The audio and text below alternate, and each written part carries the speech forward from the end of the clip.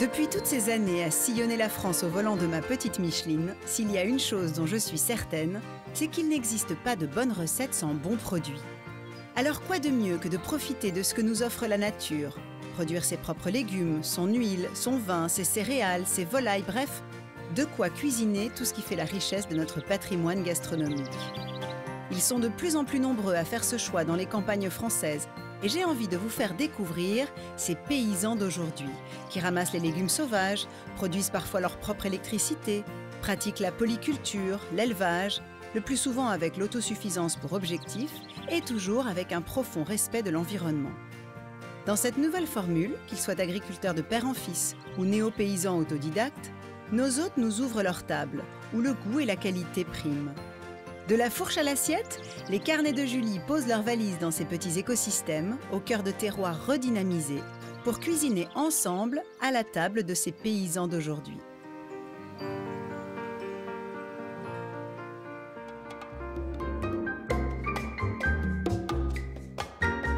Bonjour! Cette fois-ci, je vous propose d'aller à la rencontre d'un homme, l'un de nos paysans d'aujourd'hui, en symbiose avec son territoire, un territoire singulier, situé dans l'Hérault, plus particulièrement autour de l'étang de Thau, à quelques encablures de Sète et de Montpellier.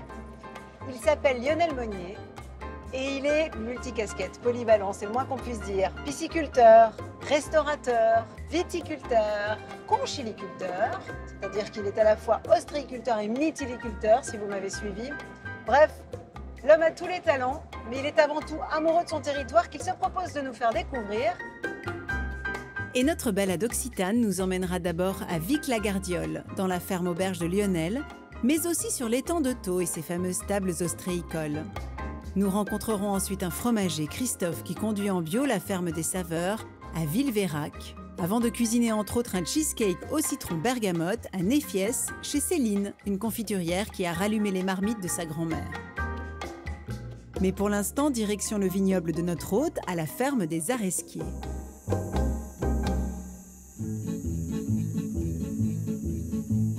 Monseigneur l'astre solaire, comme je ne l'admire pas beaucoup. Lionel n'est pas né les pieds dans les vignes, mais plutôt les pieds dans l'eau. Sans atavisme familial, il s'est d'abord lancé dans la pêche après une formation aquacole et s'est ensuite dirigé vers la viticulture sur le tard. Une nouvelle corde à son arc et un nouvel atout pour son exploitation. J'ai rendez-vous avec Bonjour Lionel. monsieur mon propriétaire. Comment ça va? Ça va pas mal. Avec 7 hectares de muscat petit grain, de Nielouch et de Chiacarel, 2 cépages corses, Lionel conduit sa vigne en bio depuis le début, sans mécanisation ni traitement. Étant conchiliculteur, pêcheur par ailleurs, peut-être que je suis plus sensibilisé sur ce que peuvent devenir les produits qui ruissellent et qui peuvent se retrouver derrière dans les étangs et la mer à côté, je sais pas. En tout cas, moi je fais gaffe à ça. On habite au milieu des vignes aussi. Quand sur un bidon il est marqué qu'on n'a pas le droit d'entrer dans la parcelle pendant 3 jours, ça donne et qu'on habite au milieu, c'est pas super cohérent. C'est sûr. Pourquoi avoir choisi les cépages corses? La Cardelle, le nom qu'on a donné à la maison, c'était une propriété qui appartenait à ma grand-mère qui était du Cap Corse. Moi, j'avais besoin pour ma ferme auberge d'avoir du rouge. Et je me suis dit, planter du rouge, pourquoi pas? Cohérence. Voilà. Peu désherbée, non pas lissée, la vigne de Lionel est entretenue à la main, ou plutôt à la faucille, pour lui donner cette forme de gobelet. Contrairement aux tailles qu'on peut avoir chez les voisins qui sont lissées comme là qui sont pas lissées, nous, on les attache pas. Et après, on va commencer à donner la forme au plant pour, en gobelet. En gobelet. Plus aérées, les vignes en gobelet prennent le soleil sur toute leur face, offrant ainsi un raisin plus homogène, gorgé de soleil. Certes, les rendements sont plus faibles, mais la qualité est bien meilleure. Et c'est apparemment ce qui caractérise Lionel, qui cherche en permanence l'équilibre économique dans son projet de polyculture. J'ai pas mal diversifié mes productions, parce qu'il y a un peu de poisson, le coquillage et la vigne. Et du coup, c'est assez compliqué d'être performant partout. Le fait de diversifier vous permet, quand il y a vraiment une mauvaise année sur la vigne, par exemple, vous avez il y a toujours les quelque chose qui rattrape, mais il y a toujours quelque chose qui se passe mal. Donc ça permet d'équilibrer. On vit. Et tu as fini ton travail là sur les vignes? Là, je n'ai pas fini, mais pour aujourd'hui, ça va aller. Si tu veux, on va aller sur les Tantos à Lopien pour aller chercher les coquillages. C'est pas de refus. Allez.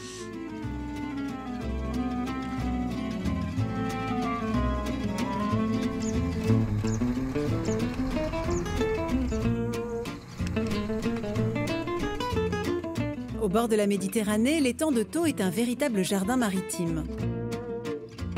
Couvrant 7500 hectares, le bassin est le plus grand étang de la région et l'on y cultive les huîtres et les moules depuis l'Antiquité. Voilà. Super, c'est là. Tu vas mettre ta combi? C'est ça. Lionel a installé sa ferme marine à quelques encablures de Bouzigues, sur ce milieu naturel marin sans équivalent en Europe. Sur le bassin, les parcs à huîtres comme à moules s'étendent à perte de vue, comme autant de petits jardins soignés à fleur d'eau. C'est sur son bateau que Lionel m'invite à prendre la mer pour rejoindre cette table. Et alors là, donc, ce sont différents conchyliculteurs qui ont chacun des tables. Ouais, il y a un peu plus de 2800 tables sur l'étang. D'accord. Il y avait 600 exploitations, il y en a un petit peu moins aujourd'hui, je crois qu'on est autour de 500. Ces tables-là, donc c'est spécifique à la Méditerranée, parce que nous, on n'a pas de marée. Oui. Donc on élève les coquillages en suspension, donc on les suspend à ces structures-là, quoi. Donc on fixe tout sur des cordes. Donc là, t'as qu'à tirer la corde pour les sortir. Ouais, tchaka. Tchaka. Ah oui, Donc, c'est très très lourd quand même. Ouais, c'est lourd, il y a une cinquantaine de kilos de moules, à peu près. Ben, la moule de Bouzigues, celle de l'étang de Thau, là, elle a des qualités spécifiques. D'accord. Crue, elle est quand même assez douce. Souvent, les gens ont des a priori par rapport à l'étang au milieu fermé. Ouais, en se disant que c'est quoi? Que c'est plus C'est moins pollué? bien, ouais, c'est plus pollué. Il y a moins de brassage, quoi, c'est ça? C'est ça, mais l'étang de Thau, c'est quand même un super écosystème au niveau de la qualité de l'eau. Puis le fait que ce soit fermé, ça permet peut-être plus de contrôler la qualité de l'eau aussi. On va sortir une corde pour les cuisiner tout à l'heure. Ah bah, je te laisse faire, tu sais quoi. Allez. Pour lever ces cordes de moule, un treuil est nécessaire, seule mécanisation concédée à son travail. Donc ça fait une seule corde. Ouais, ça fait une seule corde. Ouais. Donc à la main, c'est un peu chaud. En effet. Ça, c'est les italiennes. C'est les italiennes d'origine, quoi. En 3-4 mois, elles sont Ouais, pleines. 3, 4, 5 mois. Un peu plus loin, Lionel m'emmène sur ses parcs à huîtres, dans ce décor de rêve qui a vu naître Georges Brassens. Et alors là, c'est Sète qu'on aperçoit, là. Ouais, c'est la ville de Sète. Sète, Balaruc et Bouzigues. Ah, c'est joli. Non, ça n'était pas le radeau de la Méduse, ce bateau, qu'on se le dise au fond des ports, Ils au fond des ports. Il naviguait en père peinard sur la grand-mare des Les tables ostréicoles de Lionel se situent face à Bouzigues, capitale de l'huître du même nom. Les coquillages sont élevés sur corde, comme les moules, mais la technique est différente, les huîtres devant être collées au ciment avant d'être immergées. Les moules, en fait, elles ont la capacité de se fixer à le byssus. Ouais, avec le byssus, la Donc petite ça, corde qui sort. c'est assez simple. On les remet dans un filet, elles se raccrochent les unes sur les autres. Mais L'huître, les elle huîtres, se fixe c'est comment que quand c'est une larve avant qu'elle fasse sa coquille. Ah. Une fois qu'elle a commencé à faire sa coquille, c'est terminé. Donc on les recolle avec du ciment sur les Ah cordes. ouais. Ouais. Donc on les laisse sur les parcs à peu près une année. Après le collage, ça dépend des lots. Si les huîtres sont élevées sur corde, à maturité, avant d'être consommées, elles sont stockées dans des pochons. Ah, ça paraît plus léger, là, déjà. Ouais, c'est plus léger. C'est du essaim naturel, donc ça commence à être un petit peu laiteux. Mais bon, on va voir Il y ce en que a ça qui aiment, donne. hein. Moi, Il y en j'aime a qui bien. aiment. Après, j'en ai des stériles en masse. Impossible de repartir sans goûter ces produits naturels qui figureront dans les recettes de notre banquet.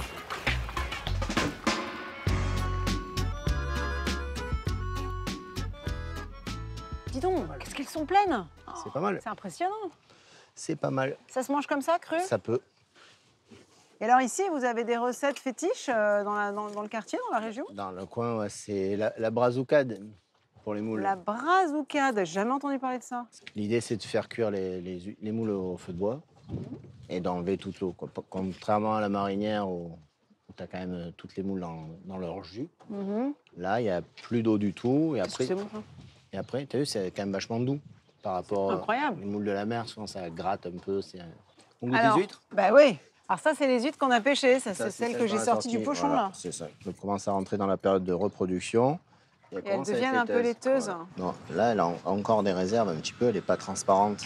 Mais on voit bien la laitance, là, que tu vois. Ce qui est intéressant au niveau du goût, c'est les réserves, quoi, ce qui fait que le manteau est blanc. c'est du glycogène, c'est du sucre, c'est ça qui donne le goût de noisette.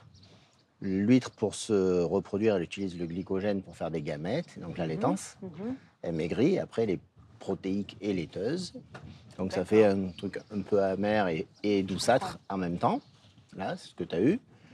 Et alors que les stériles qui ne se reproduisent pas, elles gardent leur réserve de glycogène et du coup, ça accentue le goût de noisette. D'accord. Merci. Alors c'est vrai que la texture... La texture, c'est pas pareil, le goût, c'est pas pareil. Celle-là est plus croquante et l'autre, effectivement, avait un côté plus rond, plus moelleux. Ouais, après, il y a des fans. Hein. Il y a des gens qui les gras, aiment. Quoi. Le goût de noisette, on le retrouve davantage là. Bon, alors, on va cuisiner nos moules? Allez, on va aller à la ferme avec la gardiole.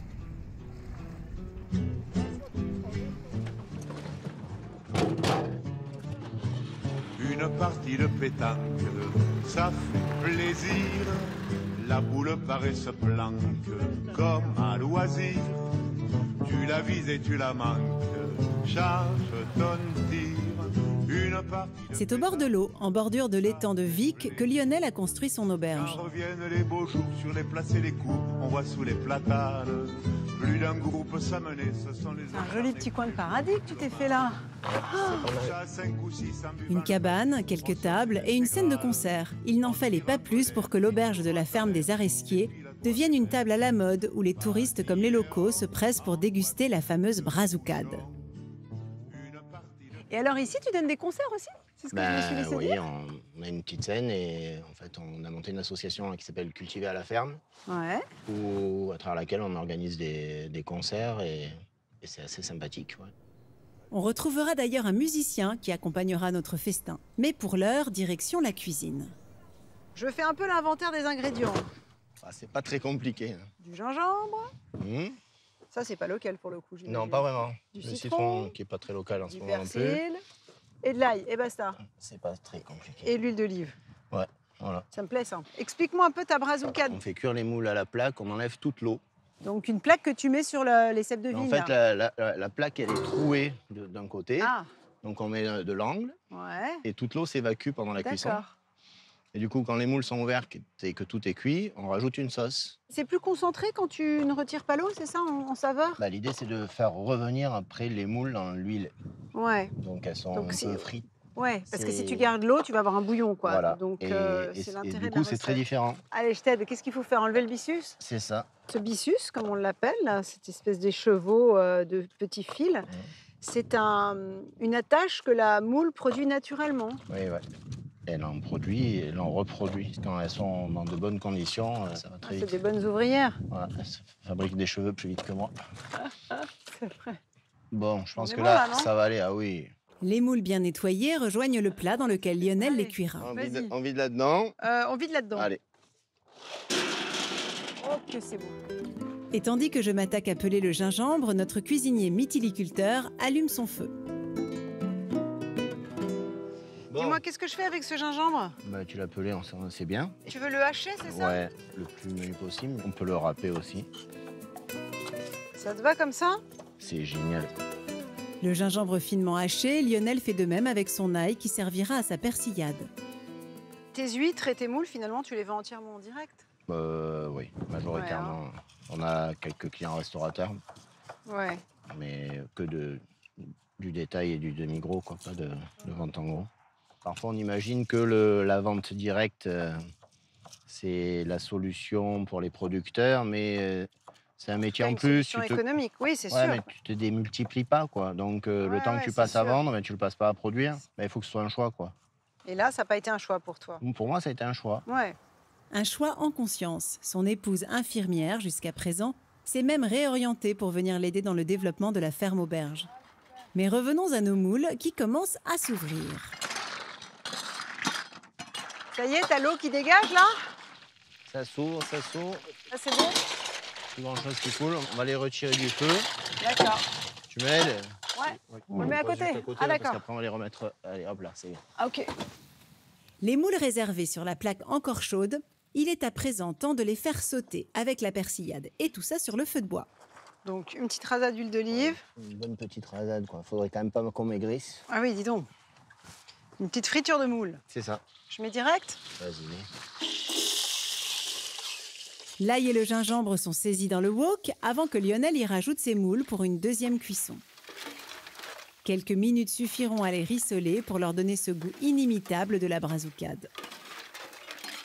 Et alors, on mange ça où? On va se mettre là, tranquillement. Ah bah oui, c'est sauvage jusqu'au bout. Hein. Ça, c'est ton vin. Et ça, c'est mon vin. Oh, que c'est beau. Pierre, ça sent... Tu sais, c'est marrant, ça me rappelle les marchés d'Asie. Il y a le gingembre, il y a l'ail, et tu as vraiment cette odeur-là, c'est étonnant. C'est la première de l'année, de cette saison. Ah, tu me fais plaisir. Super bon. C'est pas mal.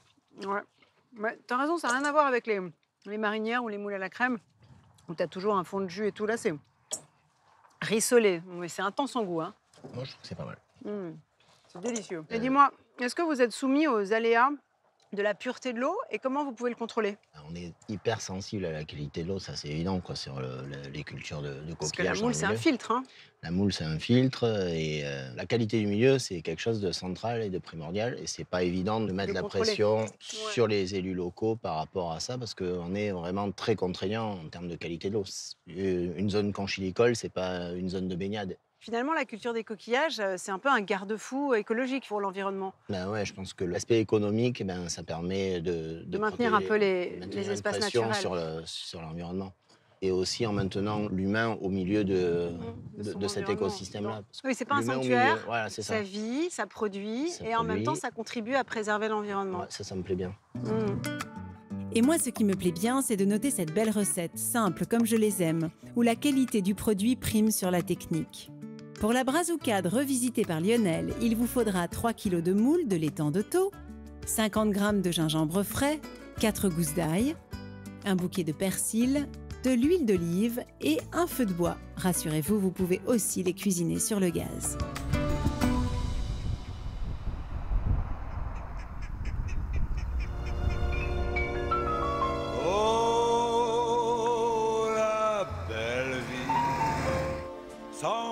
Allez, on quitte le bord de mer pour s'enfoncer dans les terres, rejoindre Christophe, un ami de Lionel comme lui très épris de sa région et qui a lui aussi changé radicalement de métier pour devenir producteur de fromage. On est libre et on traîne. Christophe était boucher et puis il a changé de métier. Il est devenu éleveur de chèvres. Son troupeau de 80 chèvres a la chance de pâturer et de profiter de 300 hectares de garrigues. Et il réalise des chèvres, paraît-il, exceptionnelles. Un peu en dehors des appellations d'ailleurs, c'est souvent meilleur. Enfin, ça n'engage que moi. C'est sur la commune de Villeveyrac, à 30 km de Montpellier, que Christophe s'est installé pour produire et fabriquer du fromage de chèvre et de brebis. Son fromage, il a l'habitude de dire que c'est dans le pré qu'il se fabrique. Là, ça, c'est du chardon. Il est en fleurs et ça, elle le mange. Là, tu as une graminée. C'est une plante style gazon, en fait. Ça, c'est de la faux avoine. Ça, c'est de la luzerne, du fenouil, du sainfoin. Et il y a aussi, ça, c'est des vesses sauvages. Et dans chaque cosse, là, tu as des graines qui constituent la protéine. Une alimentation riche, presque trop, rendant compliquée l'élaboration du fromage. Alors, pour un juste équilibre, il produit aussi ses cultures fourragères en bio depuis 2007. Là, si elle mange que ça, tu vas avoir un lait hyper riche, hyper azoté, mais qui va être plus difficile à transformer parce qu'avec un taux d'urée beaucoup plus élevé. Alors que si tu vas pâturer avec derrière de la garrigue, un peu plus de ligneux, un peu plus d'écorce, un peu plus de feuilles, des choses comme ça, tu vas créer l'équilibre. Donc tout ça, ça se fait avec du temps. Ça ne se fait pas comme ça, claquant des doigts, en semant quelques graines. Allez! Allez! Du temps et du travail qui lui permettent aujourd'hui une quasi-autosuffisance dans la conduite de son élevage. Et cela toute l'année. Allez les filles! Christophe vit en harmonie avec la nature, comme avec ses animaux. Ici, chèvres et brebis cohabitent, ce qui n'est pas toujours le cas. En fait, on a démarré progressivement avec quelques agneaux. Et en fait, c'est des chèvres qui ont élevé les agneaux. Ça s'est acclimaté facilement. Mais ça a pris du temps. C'est-à-dire qu'on n'a pas eu 100 brebis d'un coup. On a eu au début 15 agnelles. Et puis petit à petit, elles ont été élevées par les chèvres. Et on a fait grandir le troupeau comme ça. Chaque chèvre produit environ 400 litres de lait par an. Pour un élevage intensif, il faut compter le double. En limitant sa production, mais en privilégiant la qualité, il a valorisé son produit. À la fromagerie, il revendique aussi un travail artisanal à toutes les étapes de la chaîne, mais assume le choix de ses moules assemblés plutôt qu'individuels. On peut mouler le fromage avec une louche, mais nous, au lieu d'avoir des moules individuels, un par un, on fait ça avec des moules qui sont tous attachés ensemble. Et ça nous permet de gagner de la facilité de retournement des fromages. Et le fromage, au bout, c'est le même. Ce type de moule est vraiment pratique, ça favorise vraiment le fait de laisser le cahier intact. Tu vois, on le dépose sur le moule. Et petit à petit, il descend. Un choix de bloc moule qui, ici, lui facilite la vie, l'a obligé à sortir de l'AOC Pélardon. Je pourrais avoir une appellation, puisqu'on est dans la zone géographique, qui s'appelle le Pélardon. Mais comme on utilise ces blocs, on n'a pas le droit à cette appellation. Parce que le bloc moule était réservé avant qu'aux artisans. Les agriculteurs avaient encore le droit de galérer et de travailler dans des façons que j'appelle moi archaïques. Voilà. Donc l'avantage du moule attaché, c'est que tu retournes tes fromages de suite. Voilà. Là, en une seconde, je viens de retourner 42 fromages. Un fromager au caractère bien trempé, comme ses fromages d'ailleurs, qu'il vend sur les marchés, à la ferme et dans des systèmes de commercialisation en circuit court tels que l'Arbre à panier à Metz, où j'ai décidé de m'approvisionner pour notre prochaine recette. On doit y acheter des amandes locales bien sûr. On doit y trouver également du safran, du riron, ça tombe bien, on n'est pas loin de la Camargue. Et qu'est-ce que j'ai oublié? Des olives. Voici pour 100 francs du thym, de la garrigue, un peu de safran et 1 kilo de figues, voulez-vous pas vrai? Un beau plateau de pêche ou bien d'abricots. Voici l'estragon et la belle échalote, le joli poisson de la Marie-Charlotte, voulez-vous pas vrai? Un bouquet de lavande ou bien quelques œillets. Bonjour. Christophe qui est l'éleveur qui vous fait ces beaux fromages. Oui, Christophe Brady, oui. Voilà, m'a recommandé de venir vous voir et j'ai quelques petites emplettes à faire. D'accord. Il me faudrait du riz de Camargue, bien sûr. Du riz rond, si c'est possible. Hop, c'est juste là-bas. Alors, vous l'avez en vrac? Oui. Ou en pochon? Eh ben, je vais le prendre en vrac, on va prendre de bonnes habitudes. Il me faut aussi du safran. Alors, le safran, il est juste là. Ah bah, très bien. Alors, il vient d'où? Juste là, à Metz. Le producteur est à Metz. Il est vraiment, Vincent. Oui. Il est vraiment local. Ah oui, là, c'est local. Que des produits qui sont à peu près dans un rayon de 80 km. 80 km. La boutique des producteurs fonctionne sur un principe simple. Ceux qui commercialisent ici leurs produits, comme Anna Pénaud, doivent tenir à tour de rôle la boutique. Vous fonctionnez selon le principe d'un collectif, c'est ça? Tout à fait. Suivant nos horaires, on s'organise. Et c'est nous qui tenons notre boutique, donc on n'a pas d'employés. Et vous êtes productrice de quoi? D'amandes. Ah mais ça tombe bien, il faut que j'en achète. Eh ben c'est super. Eh ben voilà, il y a mon rayon ici. D'accord, c'est votre rayon. Alors, je vais prendre des amandes brutes. Tiens, Oui, comme ça, voilà. j'en aurai suffisamment pour en rapporter à la maison. Une fois qu'on a l'amande brute ici, je la transforme en gâteau, en grillé salé, en huile, en praline. Ah bah, allez, je vais prendre les petits gâteaux et les pralines pour goûter. Alors ensuite, j'ai besoin d'olives vertes. Alors, les olives vertes. Ici. Donc, c'est un producteur de pignons. Donc, c'est juste entre Metz et Montpellier. Et l'olive de Luc, évidemment. Et Bah, voilà, c'est magnifique, les Luc, parfait, oui, oui. mais je crois que j'ai tout ce qu'il me faut. Et alors, vous faites ce métier depuis longtemps? Depuis 2016, j'ai repris l'exploitation. J'ai C'est une 2000 arbres. reconversion, alors. Oui, complètement. J'étais dans la restauration auparavant et j'ai tout quitté et je me suis mis à la terre et sans aucun regret. Mais c'est bien parce qu'on manque d'amandes en France, en plus. Oui, complètement. Ouais, La c'est production est insuffisante pour répondre à la demande. Tout à fait. Et Anna, puisque vous êtes de la profession, si ça vous tente de venir partager un repas avec nous, un repas entre copains, avec des producteurs locaux, justement, je pense que vous allez les connaître. Ouais, On a rendez-vous chez Lionel demain à la ferme marine des Aresquiers à Vic. Ça vous Eh ben tente? super. Ah oui, avec plaisir. Et puis vous aurez la chance de goûter vos amandes cuisinées dans une recette qui reste à découvrir. Super. Eh ben c'est parfait. À demain. Au revoir Anna, au revoir. Une recette qui mariera le poisson et les amandes d'Anna. Mais avant cela, c'est à Néfiès que j'ai rendez-vous avec une autre productrice qui a choisi la reconversion elle aussi, abandonnant l'œnologie pour les confitures. L'aventure des fées confiotes a démarré il y a 10 ans quand Céline a décidé de faire revivre les vieilles marmites de sa grand-mère. Céline produit ses propres confitures et ses sirops. Et elle nous propose un cheesecake revisité, citron bergamote, je crois. Chez Céline, pas besoin d'aller au marché, c'est dans son petit magasin de producteurs qu'elle se fournit. Au menu, le cheesecake du banquet, dont elle commence la confection par la génoise. Je commence par casser un œuf, mettre 2 cuillères à soupe de sucre pour faire un sabayon. Le sabayon monté de manière ferme, elle y rajoute une touche de gingembre. Donc c'est juste du gingembre râpé et du sucre. Donc je rajoute 2 bonnes cuillères à soupe. Si on n'a pas de confiture de gingembre, on râpe du gingembre à la maison, qu'on fait cuire à peu près 10 minutes. Donc pour 100 g de gingembre, on met 50 g de sucre. Elle y ajoute 2 cuillerées à soupe de farine, un demi-sachet de levure chimique et 15 g de beurre préalablement fondu avant de mélanger le tout. Pour cuire sa génoise, Céline beurre ensuite son moule et y dépose la préparation. Donc ça, c'est la première étape. Donc la génoise à la confiture de gingembre que je vais mettre à cuire 10 minutes à 180 degrés. Du coup, là, je passe au cheesecake. Elle commence par séparer les blancs des jaunes de 3 œufs et rajoute au jaune du fromage de chèvre frais. On peut mettre soit de la faisselle, soit de la brousse, soit du caillé, soit du fromage blanc. Là, dans l'occurrence, j'ai mis moitié faisselle, moitié fromage blanc battu. Je rajoute ensuite 100 g de sucre. Et bien sûr, la confiture de citron bergamote de sa fabrication. Donc là, je vais mettre la moitié du pot. Si on n'a pas de confiture de citron bergamote, on peut soi-même donc faire une confiture de citron ou même prendre de l'orange amère. Et ensuite, on rajoute 3 cuillères à soupe de farine. Céline mélange ensuite énergiquement pour rendre bien homogène sa préparation et que le citron bergamote se diffuse uniformément. Alors le citron bergamote, c'est une variété de citron. C'est pas un citron à la bergamote, c'est un citron qui est beaucoup plus amer en fait qu'acide.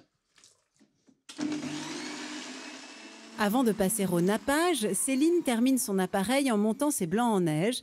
Elle en profite pour sortir en même temps la génoise et la démouler avant d'intégrer les blancs bien serrés à son cheesecake. Ma mère cuisinait beaucoup quand j'étais petite et moi je cuisine tous les jours en fait. Même si je fais des confitures toute la journée, je cuisine aussi le soir et je baigne dedans depuis que je suis toute petite. Deuxième étape, c'est mettre donc le cheesecake à cuire entre 30 et 40 minutes à 180 degrés. 35 minutes plus tard, le cheesecake est prêt. Il n'y a plus qu'à l'assembler avec la génoise d'un joli tour de main. Je superpose en fait la génoise sur le cheesecake. Avant d'attaquer le nappage, troisième et dernière étape de cette recette. Je vais réaliser le nappage au yaourt de brebis. Donc je prends un yaourt de brebis bien crémeux, environ 150 g. Je vais mélanger de la pâte de citron confite.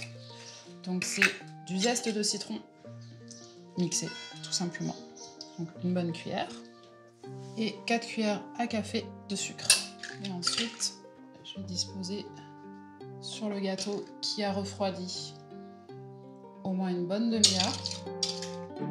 L'idéal est effectivement de réaliser le gâteau à l'avance et de le laisser reposer au frais, permettant ainsi au yaourt et au citron confit de bien gélifier.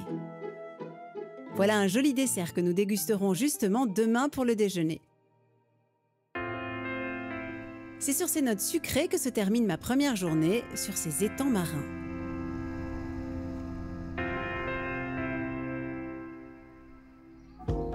Tu es le soleil de ma vie.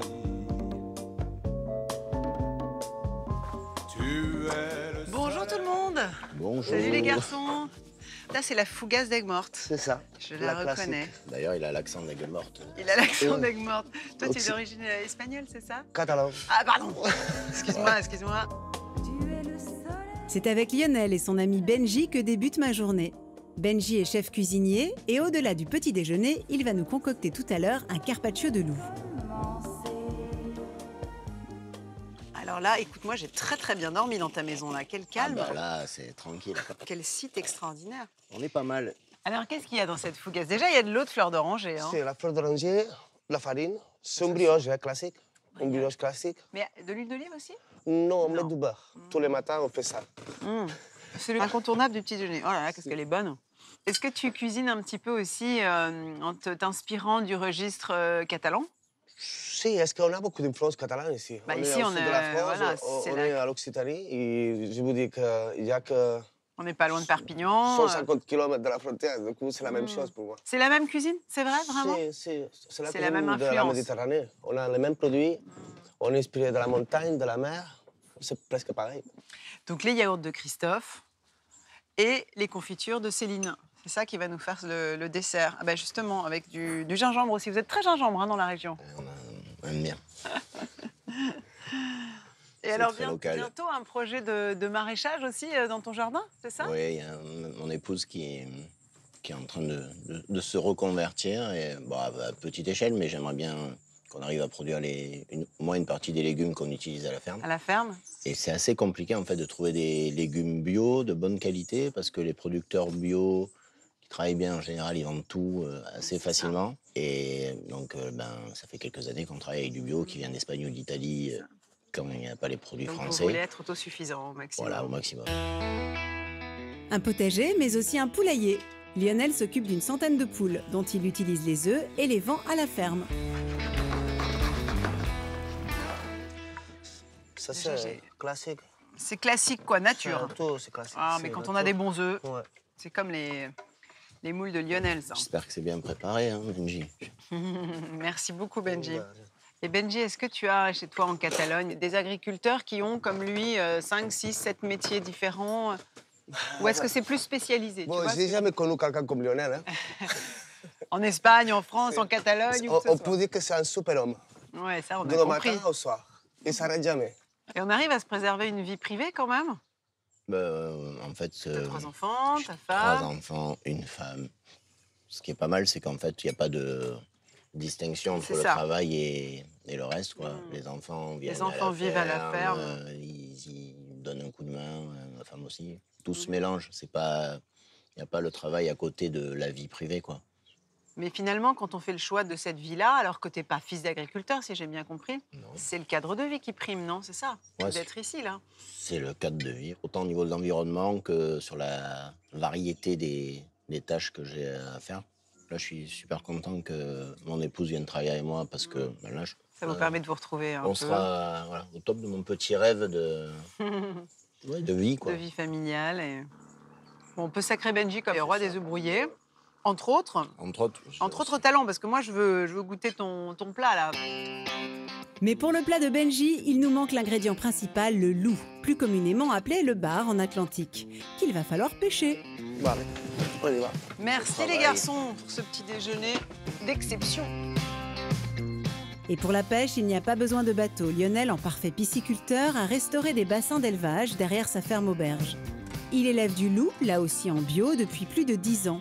Un circuit en direct du producteur au consommateur. Nous voilà dans le repère des loups. C'est ça. Et dis-moi, ces bassins, c'est toi qui les as creusés? En fait, ils ont été creusés il y a une quarantaine d'années.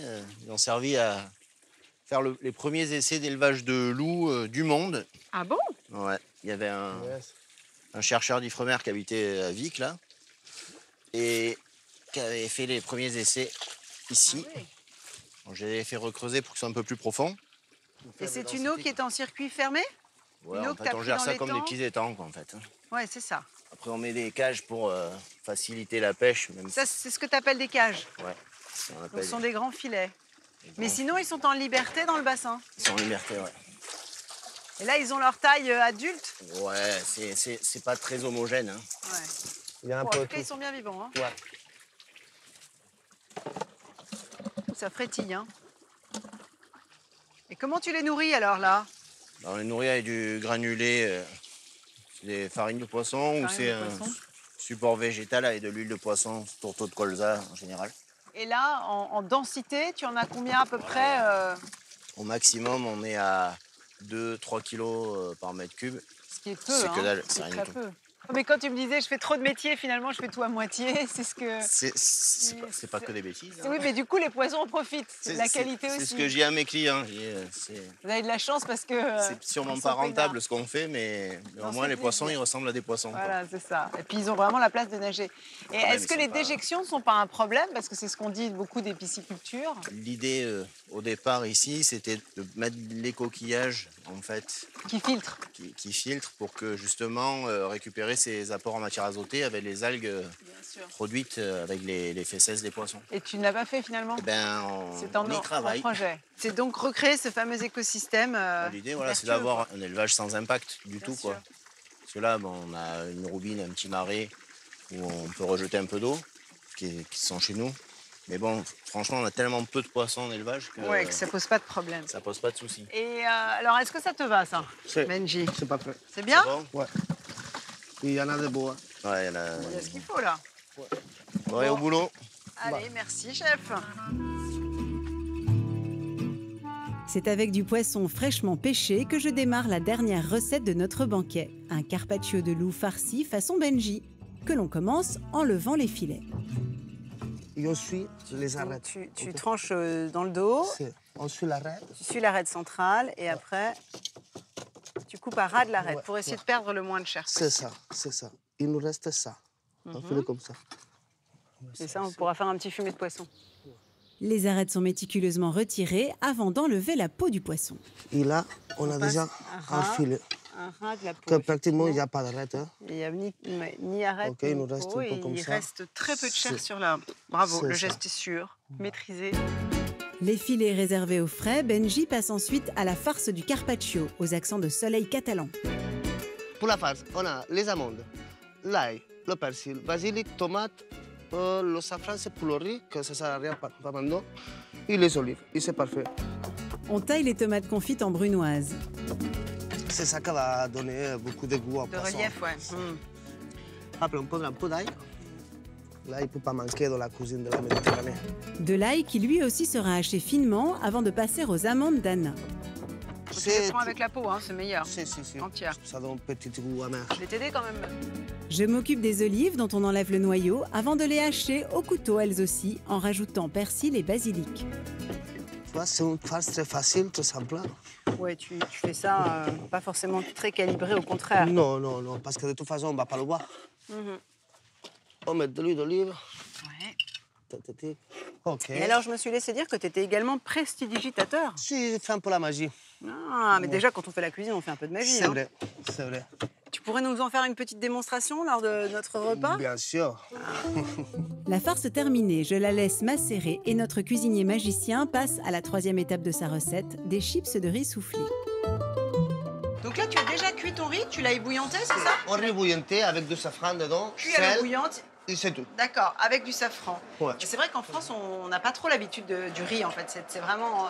On a toujours privilégié les pâtes au détriment du riz. C'est vrai. Et on peut faire plein de choses avec le riz. On n'y pense pas, mais la friture, Mais bien sûr. c'est un bon exemple.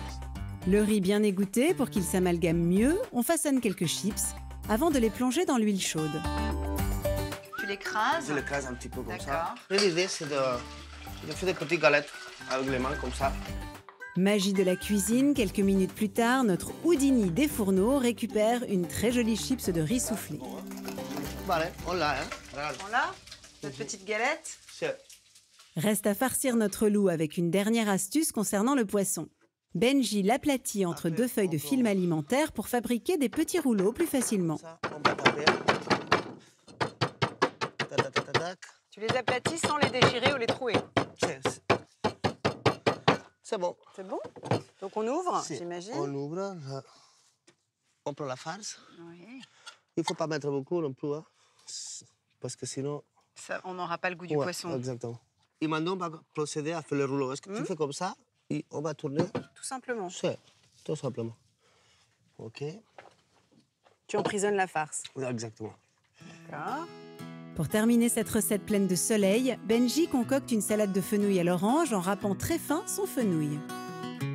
Et tu coupes les tiges aussi, hein? C'est parce que En c'est ce moment, super il est bon. frais. Ouais. Tout c'est bon, hein, du fenouil. Tu coupes les doigts aussi ou pas? 2 fois. On rajoute le jus d'une demi-orange, quelques morceaux de tomates confites pour rappeler la farce du poisson, de l'huile, du sel, du poivre et un trait de vinaigre de xérès pour relever le tout. Parfait. Ça te plaît? C'est frais. Ça marche bien avec le vinaigre et l'orange. Ouais. Reste à dresser notre belle assiette pour voir si la magie de la cuisine a opéré. Tac. Et tu vas rajouter ta galette de riz à la fin, c'est ça? Pour donner le croustillant, lui donner un peu de volume. Et après, ça c'est des fleurs qu'on a récoltées ici. Ouais, je t'ai vu récolter la mauve, le coquelicot, la salicorne La aussi. salicorne. T'en as trouvé à côté des bassins, là? À côté bassin, il y en a plein. C'est juste pour donner le côté marin. Hein. Un peu de fleurs. Et je pense que C'est magique. c'est parfait. C'est bon. Magnifique, merci beaucoup.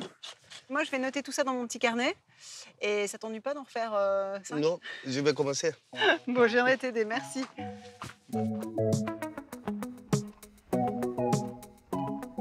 Pour Pour la recette du carpaccio de loup farci de Benji, il vous faudra 600 g de filet de loup, 50 g d'olives vertes, 50 g de tomates séchées, 20 g d'amandes, une gousse d'ail, quelques feuilles de persil et de basilic, 100 g de riz rond, 5 pistils de safran, 2 fenouilles, une orange, de l'huile d'olive, du sel et du poivre. Et si possible, quelques fleurs comestibles et salicornes.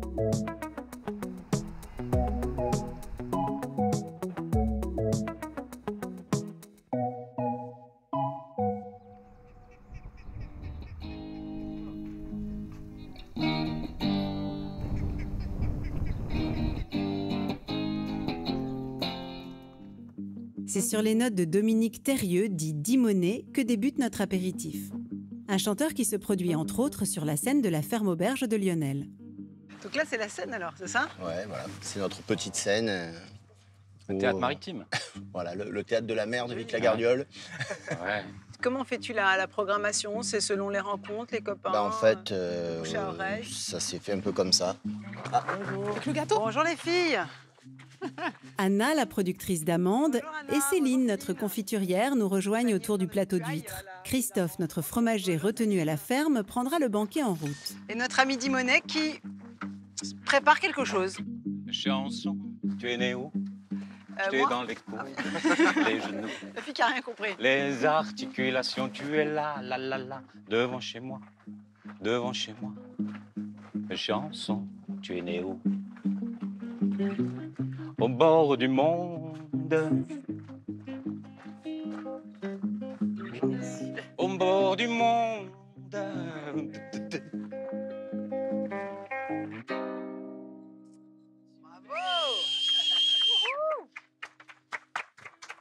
Là, on est au bord du monde, là. On y est vraiment.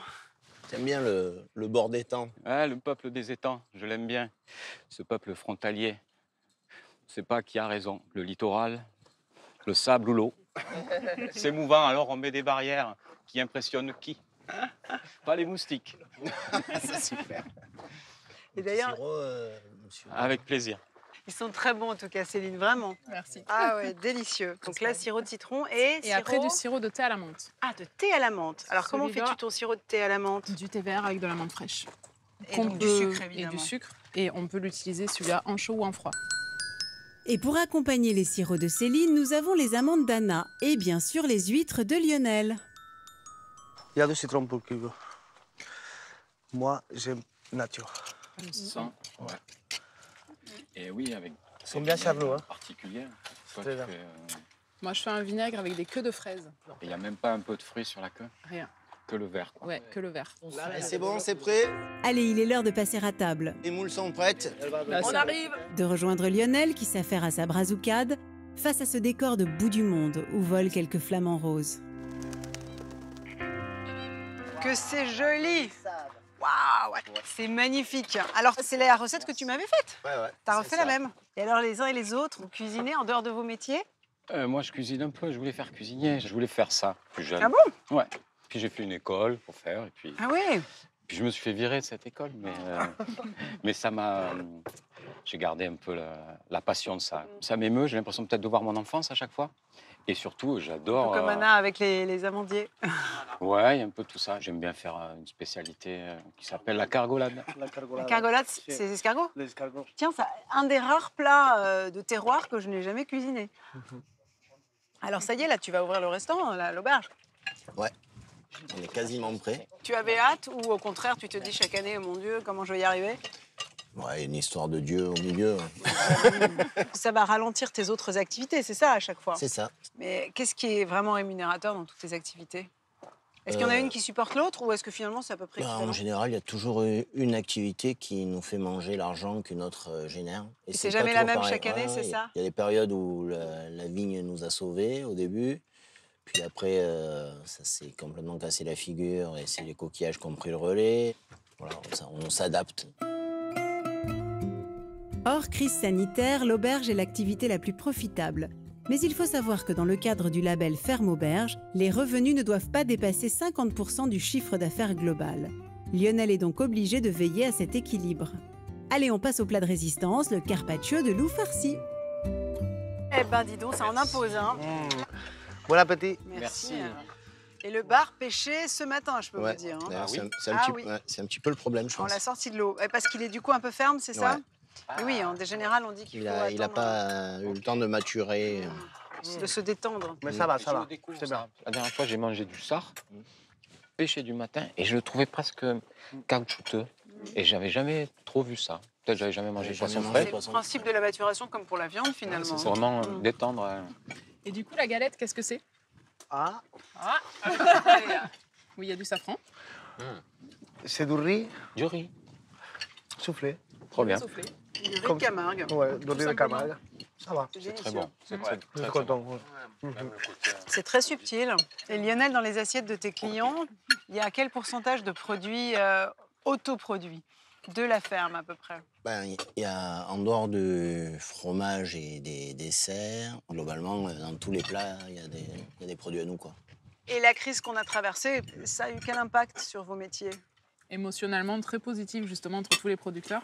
Parce que nous, Là moi, aussi, je la solidarité suis rentrée en boutique de producteurs la veille du confinement. Et ces boutiques-là, elles étaient ouvertes pendant le confinement? Ah oui. Justement, elles ont Donc été vous prises n'avez pas d'assaut, vraiment subi la crise? Pas du tout. Voilà, par manque de débouchés. C'est ça. On était beaucoup plus rassurés d'aller dans les boutiques de producteurs que d'aller dans les supermarchés. Et du coup, on a capté des gens qui étaient plus proches de... peut-être pas venus. Non, et qui ont pris le temps de découvrir en fait ce qu'on fait aussi et qui sont un petit peu reconnectés à ce moment-là. Donc ça a renforcé la vente directe, clairement. Les AMAP, les clairement. boutiques de producteurs. Clairement. Donc finalement, c'est peut-être le modèle, merci, le modèle à encourager, à entretenir, c'est ça, c'est d'essayer de limiter au maximum les intermédiaires finalement. Oui. Et puis rassurer les gens. Moi, j'ai été très surprise les premiers jours où ça a été l'accueil dans les magasins chez nous et on leur expliquait, mais attendez, les poules, elles sont là, elles vont continuer à pondre. Vous voyez, de leur dire les salades, elles continuent à pousser, de les rassurer. Et qu'il fallait... Et puis, moi, je trouve pas comme les rouleaux de papier toilette alors. Pas du tout. Pas du tout. C'est sur ces notes positives post-crise sanitaire que se poursuit notre repas avec du fromage apporté par Christophe, notre éleveur fromager. Oh là là là là! J'aurais pas aimé finir sans fromage. Tout droit de la garrigue. Merci. Oh, c'est somptueux. Là, tu as des fromages de chèvre. Ici, c'est une tome de brebis. Ça, c'est un fromage de brebis. Ça, c'est une tome de brebis. Et ça, c'est 4 petits fromages de chèvre. Avec des stades d'affinage différents à chaque fois. À chaque fois, il y a des stades d'affinage différents. Ça, c'est une tome de brebis qu'on fabrique comme du gruyère. Elles sont où en ce moment, tes chèvres, là? Les chèvres et les brebis sont dehors. Dehors, là devant, elles attendent devant? Non, à la ferme. C'est toujours à Villeverac. Elles sont à la ferme. Voilà, toujours à la ferme. Moi, je goûterais bien ceux qui ressemblent au gruyère. Au gruyère, ouais, ça, c'est vrai que ça intrigue. Hein. Et pour accompagner ce plateau de fromage où la tome de brebis façon gruyère intrigue la table, les chutneys de Cécile devraient faire recette. Chutney de gros ail oignons et de pommes gingembre. Tu veux autre chose là? Ouais, je veux bien. Alors bravo Christophe, les fromages sont exceptionnels. Vraiment. Hein. Il n'y a pas de bravo, c'est juste du travail. Eh ben, je dirais bravo aux chèvres et aux brebis. Voilà. Tu peux leur transmettre. Nouveau venu à la table, Christophe n'a en revanche pas eu la même expérience que ses camarades pendant la crise sanitaire. Il y a quand même eu des grands moments de solitude puisqu'on a dû quand même réinventer nos métiers parce qu'il y a certains d'entre nous, la production ne s'arrête pas. Chez moi, par exemple, le lait coule tous les jours. Voilà, donc 60% de la production s'est retrouvée sans déboucher. Et comment tu as fait alors? Donc on a embauché des gens pour faire des paquets. On est allé livrer les gens à domicile. C'est-à-dire que très vite, on a récupéré une boutique qui était en stand-by sur Internet, qui était complètement arrêtée. Et on s'est regroupé à plusieurs pour aller distribuer nos produits. Donc les amandes de Anna, les œufs d'une copine. Sur le principe d'une AMAP.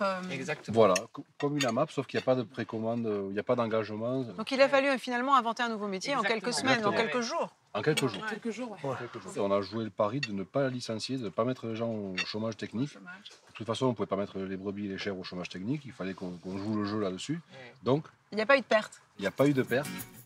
Pas de perte et même l'espoir d'ouvrir une nouvelle boutique de producteurs à 7. Nos agriculteurs occitans ont redoublé d'idées pour faire face à la crise du Covid-19. Allez, il est temps pour nous de passer au dessert, le cheesecake de Céline, entièrement confectionné avec des produits locaux. Qui veut du gâteau de petits producteurs? Céline, c'est quoi dessous? Génoise à la confiture de gingembre. Tout dessous, c'est ça? Tout dessous, c'est ça, ouais. Tu cuisines beaucoup avec tes gelées, sirops, confitures? Oui, en marinade, en sauce salade, en cake aussi, cake salé. Un chutney en cake salé avec des oignons ou de la courgette. Merci. Super. Magnifique, elle était magnifique celle-là. J'aurais pas osé. C'est très très bon. C'est vraiment bon. Ça sentait le côté désaltérant. Déclinaison d'agrumes. Ah oui. Ouais, c'est très moelleux. T'en dis le chef. Ouais, c'est très bon. Je le trouve léger, pas très sucré. Et c'est bien pour digérer, c'est super. J'aurais pas pensé à ça, mais c'est bien pour digérer. Franchement, c'est super bon. Et je suis pas du genre à faire des compliments facilement.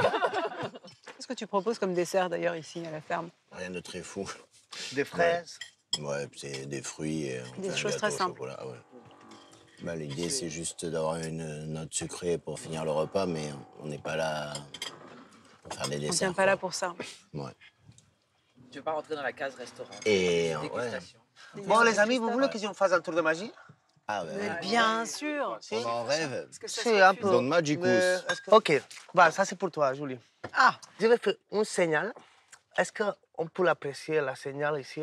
On voit, non? Que le bout de corps, il est là au milieu. On fait 1, 2, 3, on le met au milieu. Et là, je vais prendre juste un petit cheveu, comme ça. Je vais l'attacher ici, magiquement. Et je dis, bout de corps, s'il vous plaît, monte. 1, 2, 3. Hop. Et là, on peut apprécier qu'il y a un corps qui l'a monté. Et justement, c'est le bout de corps. Et si le bout de corps, je fais comme ça, je le sens là, il disparaît. Mais sinon, je fais comme ça, il apparaît une autre fois. Et merci beaucoup. ah, il y a du métier, bravo. Bravo.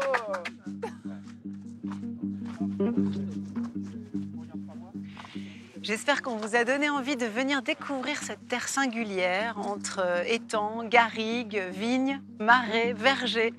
Une terre un peu magique qui se mérite pour qui sait se laisser porter par sa poésie, qui sait l'apprivoiser, comme Lionel et comme ses amis petits producteurs. Alors venez la découvrir, venez goûter la fameuse brazucade, ou faites-la chez vous éventuellement. Je peux vous dire que ça vaut le détour. À bientôt. Au bord du monde, au bord du monde, chanson, où sont tes parents, ton parrain, où est ta solitude? Tu es mon chien là, abandonné là, aboie-moi, fais-moi des wa-wa-wa, et dis-moi